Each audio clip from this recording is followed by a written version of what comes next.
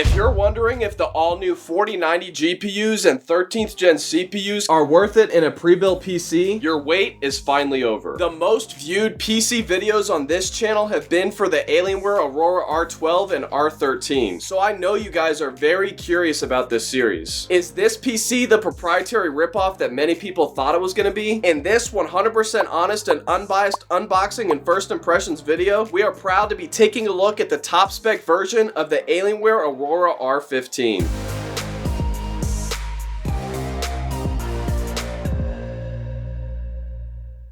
This model that I have here for you includes the all-new 13th gen Intel i9-13900KF processor, the all-new NVIDIA GeForce RTX 4090 GPU, and 32 gigabytes of 4800 MHz DDR5 RAM. And now Dell finally includes a power supply that can handle all of this at 1,350 watts. Still a proprietary PSU though. Stick around because I'm also going to be showing off some gameplay to show how powerful this new machine is. And as you watch this video, please make sure to comment below with any specific questions that you might have so that I can make sure to address those specifically in my full review. And if you're publicly subscribed, not only do I guarantee a personal response, but your comment gets replied to first. Now I know what you're thinking, just shut up Justin and get to the unboxing.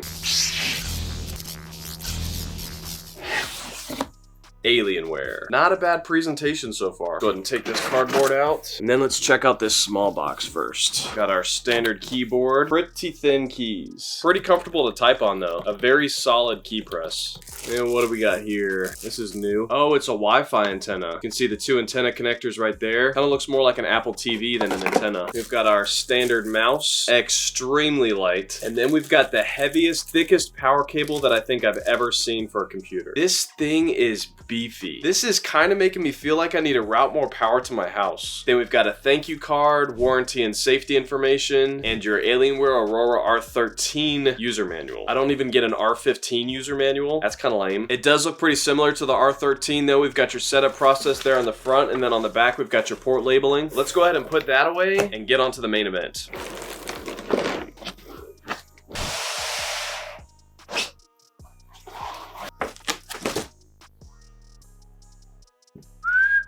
You know, there's a lot of people that don't like the look of this chassis, but honestly, I don't hate it. I got the Lunar Light version last year, and honestly, I think the Dark Side of the Moon version looks even better. The one design downgrade I think this year is this new ventilation they put right here that covers up half of this glass panel. Last year, this entire thing was see-through, and now half of it is covered up. I understand why they did that though. I can already tell that thermals are going to be an issue with this chassis. So they were probably grasping at straws trying to fix that issue.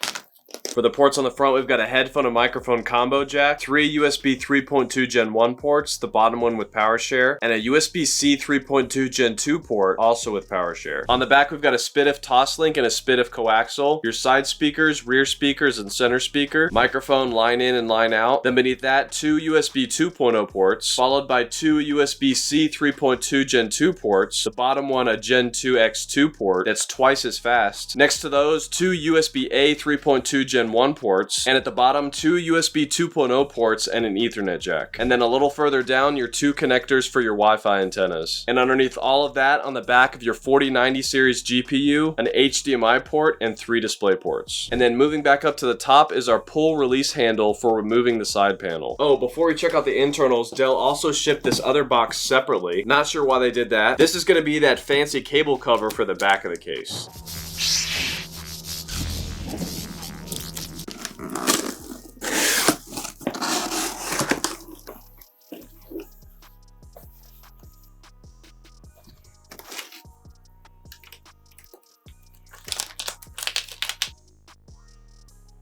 held on by magnets. Goes on pretty easy. Alright, let's open this thing up and take a look at the internals. So it looks like we've got a total of 5 fans for this chassis, 2 of them being part of the 240mm liquid cooling solution. A step up from the 120mm from last year, but still I would prefer a 360mm for a computer that's pushing this kind of power. To the right of our CPU cooling block, we've got our 4800MHz DDR5 RAM sticks, 2 sticks of 16GB for a total of 32, and then next to that our super fast Gen 4 X4 SSD drive with a slot for an additional one right next to it, and next to that our Wi-Fi card, and then at the bottom, last but not least, our super fast NVIDIA GeForce RTX 4090 GPU. Man, this thing is massive. Definitely not a Founders Edition 4090. You can see there's really not that much of a gap between the power supply and the GPU. That's not a good thing. Okay, so thankfully after running the Alienware Command Center once, I got all the RGB goodness working. Everything looks pretty much the same as last year with the Command Center. Go ahead and turn on this dark mode. There we go. Much better. At the bottom of the home page, we've still got our quick buttons for overclock profiles, your thermal profiles to fine-tune whether you want quiet fans or maximum performance. And then under power, we've just got balanced. In the FX tab, you can select which zone you want to apply one of the lighting effects to, or just select all the zones right here if you want everything to be in sync. You can also adjust the brightness right here, but leaving it at max brightness definitely always looks the best. The Fusion tab is where the magic happens though, or where the magic is supposed to happen. We'll find out here in a sec what this thing can really do. Right here we've got your stats showing your temps and frequency speed for your CPU, GPU, and RAM. And under advanced view for the CPU, wow. Apparently you can crank this thing all the way up to 6 GHz. That's insane. And then under advanced view for the GPU, you've got your typical sliders for power and thermal limits and offsets for your core clock and memory clock. Now price-wise, the exact model that we have here costs a whopping $4,500. That is absolutely ridiculous right now. $500 more expensive than this new Corsair Vengeance i7-400 with much faster 5600MHz RAM. And it's also double this computer's 32GB of RAM with 64GB of DDR5 RAM. And it also includes 2TB of solid-state drive storage versus the Aurora R15's 1TB SSD and 1TB traditional SATA hard drive. If I were to actually match the specs of this Alienware PC, it would cost over $5,100. About $1,100 more than the Corsair Vengeance i7-400. Plus, Corsair doesn't use hard-to-replace proprietary parts like Dell does. And in my experience with previous gen, it's actually faster and cooler as well, with the same specs. I've already got the new AMD version of that Corsair Vengeance machine, and I'll be reviewing that here soon, and most likely that Intel version as well. So far, this computer is about what I expected. I do like the design aesthetically, but I am a little concerned with how much is actually crammed into this chassis. A lot of power in a tight space. Now, I'm about to give you a quick look into some gameplay, but keep in mind this gameplay was done before any updates. I do this because a lot of times updates actually break things and make things worse, so it's important to do some tests right out of the box. Now, in my full review, I'm going to be giving you a much more in-depth look at overall performance and gameplay frame rates, as well as everything else that you're going to need to know before purchasing this very expensive computer. But if you know you're going to be getting this computer or one of the other computers that I've reviewed, and any of my videos have helped you, then please remember to use my affiliate links in the comments and description below, as I get a small commission at no cost to you for every single purchase made. And it's actually a major factor in keeping this channel going and getting better and better for you. Or if you just want to support this channel and help keep it growing, then please consider becoming a channel member by clicking on the join button below. I'd also like to personally thank my current members for their monthly contribution to this channel. I really appreciate you guys. Every little bit helps. And remember, every week I do a giveaway that randomly selects someone who's interacted with this channel in some way or filled out the form in the description. So make sure to like, comment, and subscribe with notifications turned on to stay up to date with that, as well as staying up to date with all of my latest gaming PCs. Alright, let's go ahead and dive into some gameplay. This is Witcher 3 with maxed out graphics settings at 1080p. Let's fast forward after playing a bit. Wow, almost 390 frames per second. That's crazy fast. Looks like the GPU and CPU aren't really that hot either. Alright, now jumping into 1440p and still above 300 frames per second. Most of you guys will probably be pushing this computer to its limits with 4K gaming though. So let's go ahead and check out that real quick. 185 average frames per second. But what can a fast action first person shooter like Call of Duty Black Ops 4 do? Yes, I'll be testing much more recent games in my full review, but I definitely wanted to check out games that I've tested on every machine first so that I can make sure that I'm comparing apples to apples. Wow, over over 400 frames per second at 1080p. Fast forward a bit, and 370 frames per second at 1440p. This is significantly faster than the fastest pre-builds that I've tested with 3090 GPUs. And finally, let's fast forward a few minutes into playing at maxed out settings at 4K. Close to 270 frames per second. That's maxed out with 4K settings. This is about 80% faster than the fastest pre-built PC that I've tested with a 3090 GPU. Definitely one of the hottest CPUs that I've seen so far though. And now for the winner of my Amazon gift card giveaway.